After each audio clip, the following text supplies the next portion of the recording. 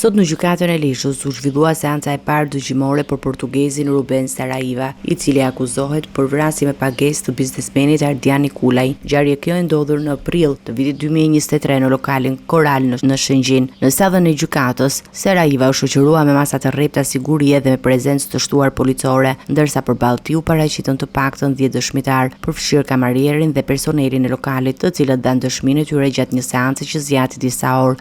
Avokati i tij, Kujtim Çakrani, deklaroi se provat e paraqitura nuk e implikojnë klientin e tij në këtë vrasje dhe theksoi se Saraiva vazhdon të mbajë qendrim mohues ndaj akuzave, ndërsa Ruben Saraiva po gjykohet vetëm me këtë çështje në Shqipëri. Pjesa tjetër e grupit të përfshirë, 4 shtetas britanik dhe 1 shqiptar, janë ende në proces ekstradimi nga Mbretëria e Bashkuar. Ata dyshohet si bashkëpunëtor në organizimin dhe pagesën për vrasjen si dhe në mbikëqyrjen e viktimës. Ngjarja, sipas autoriteteve, lidhet me një konflikt hakmarrjeje mes dy familjeve të njohura të fisit Lex Takaj, ku përplasjet kanë shkaktuar viktima që prej vitit 1997. Ruben Saraiva u ekstradua nga Maroku në fund të vitit kaluar, ku ishte i fshehur pas ngjarjes. Ai akuzohet për vrasje, për gjakmarrje dhe armbajtje pa leje të armëve.